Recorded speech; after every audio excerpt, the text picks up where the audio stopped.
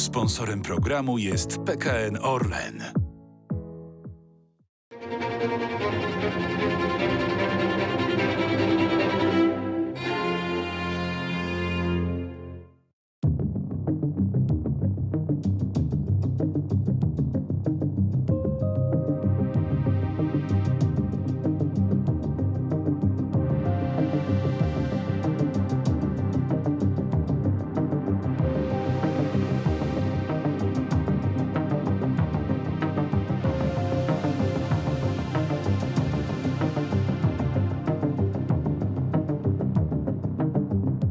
The title of this exhibition is called Tell China's Story Well, and it is a direct take on China's international propaganda.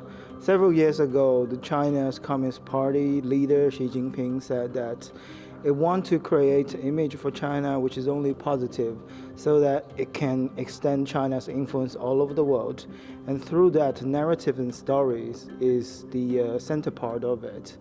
And then the international campaign was launched through a lot of media channels, a bit like Russian Today. So China has its own version of it. And within those news reports and narratives, you can only see the good side of China. I want to use my exhibition to explore China from a more dynamic and multi-perspectives. From me as an artist, I think it's very important that we understand the complexity of any country, particularly for a country lack of democracy and freedom like China. It's just impossible to have one country only have good sides. So my exhibition is about exposing a lot of problems from this government and how it launched meaning of the human rights crisis and try to cover it in the same time. And my artwork is about reviewing those crimes made by the Chinese government. But on the other hand, there are a lot of brave, ordinary Chinese people being celebrated and highlighted within this exhibition as well. From the tankman in 1989 student movement to the very brave whistleblower Dr. Li, who tried to warn the society about COVID-19 3 months before the world even knowing the existence of this very deadly virus.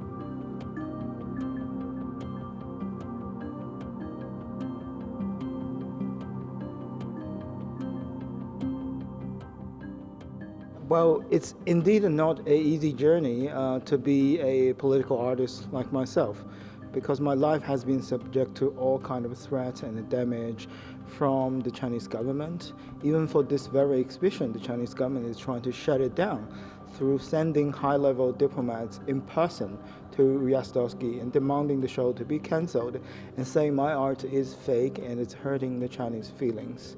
But also there has been personal attacks online, like death threat in a daily basis to me just because of art that I created. But I think it's very important that as any artist, we have to be very honest to our experience.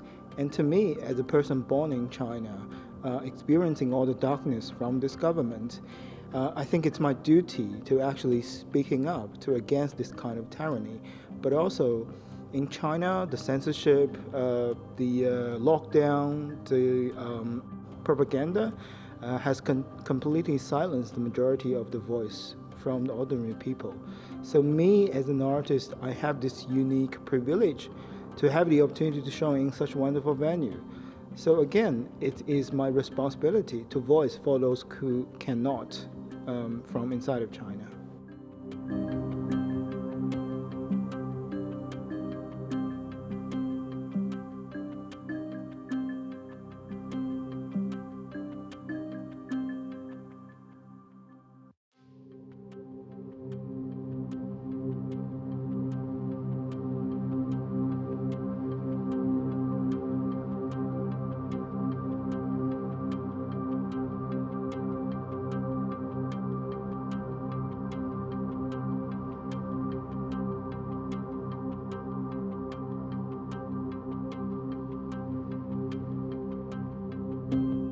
Well, firstly, I do think COVID-19 is a deadly virus, and any society should take necessary precaution and measurement to contain this kind of virus, which will including methodology like lockdown, quarantine, or wearing masks, as long as these are backed by scientific research. But what happened in China is very different from the other democratic society did before.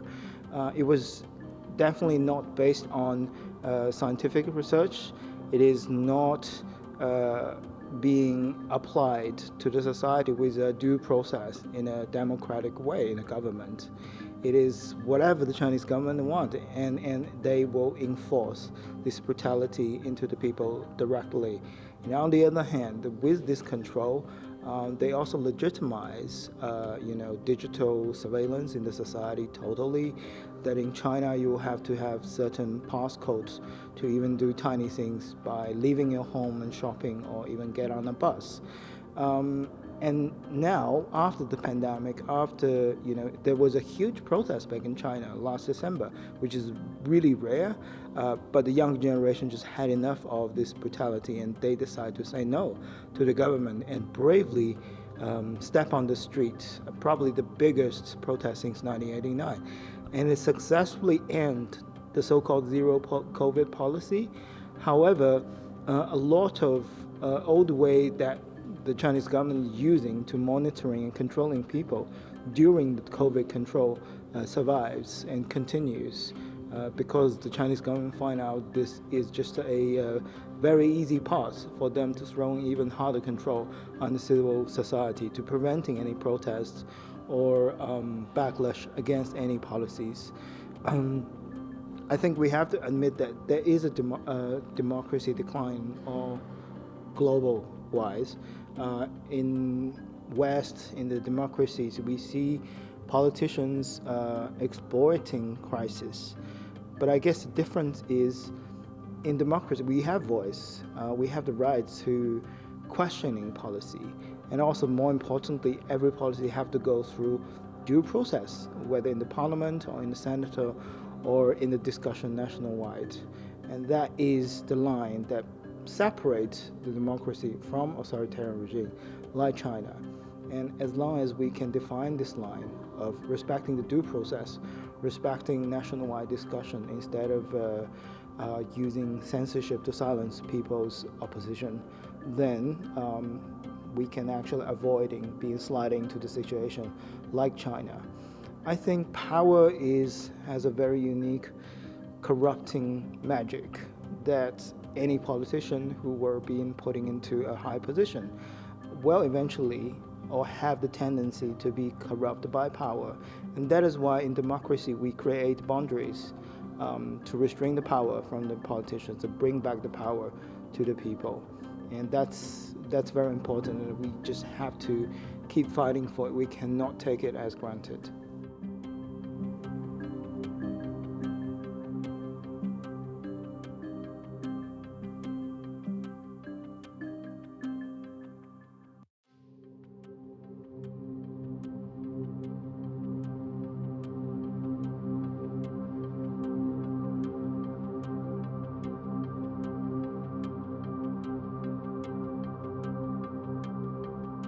I think for contemporary art, especially for my own practice, I do not want to restrain myself with certain media or way of expression. I always think there's a better way to describe depending on the subject and the piece of art that I created. So among this exhibition, you'll see a lot of different medias, from political cartoons that I will post online to big installation made of neon light to a more subtle work like sound installation. My inspiration is from history and contemporary artists as well. In this very exhibition, probably the most noticeable visual communication is these two pieces depicting Xi Jinping, the Chinese chairman, and the Russian dictator Putin eating children. And it's actually a direct reference from the Spanish master Francis Goes. Satan divide its children. So I do draw a lot of inspiration from history, but also I believe that contemporary art require artists to modify and using different material, which is not traditionally seen as painting or sculpting. But every piece has its own meaning, and every piece requires different language.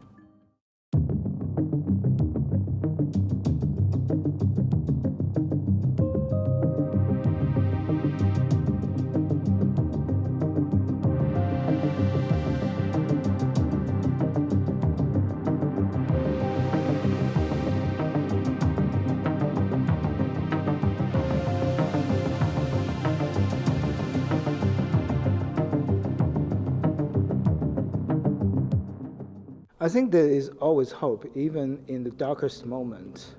In China last year, in December, we're witnessing the weakening from the younger generation when they losing the hope in this government and starting to find their hope within their own action when they took the city and starting to march on the street and demanding this COVID policy ended. And also they escalate the slogan to something like CCP, which means China's Communist Party stepping down, Xi Jinping, the Chinese chairman, stepping down. I do think that universal human rights is something that we all pursuing regardless different culture, history, or political struggle. We have this common knowledge, understanding, and pursuing to this very basic human rights requirement like freedom and democracy. The Chinese people are no different from any other people on this planet. So I do have hope that within the younger generation, there'll be more and more protests. There'll be more and more people actually getting their courage back and start their action. But I also want to say this change would not happen without the support internationally. I have to say that I feel very disappointed for a lot of politicians, the companies, and powerful people in the West at this moment, because they feel like giving China's low human rights environment is providing them a very good opportunity to benefit and exploit the situation by investment or using China's forced labor, like, for example, from the Uyghur community in East Turkestan or Xinjiang, according to China. I think the West must also unite and seize the threat from China, understand what is moral thing to do, what is a visionary thing to do. I always say that the problem happening in China is not just disaster for the people and Chinese inside of China, and now more and more it's a global issue. We're witnessing China's collaboration with Russia in many ways regarding Putin's invasion in Ukraine, from sending military weapons to propaganda support to financial support. And now we're also facing this very terrible and terrifying situation in Taiwan that China might just start a war in order to get Taiwan in a very concerning moment of time. And if that happened, which means that the whole world will be dragged into a possible new world war if this conflict did happen between China and Taiwan. So I do have hope for the Chinese people. I do have hope for the world peace and prosperity, but this will not come without a fight. And we have to fight now to prevent the worst thing from happening, to help this country to be a new country like Poland after 1989, to embrace freedom and democracy.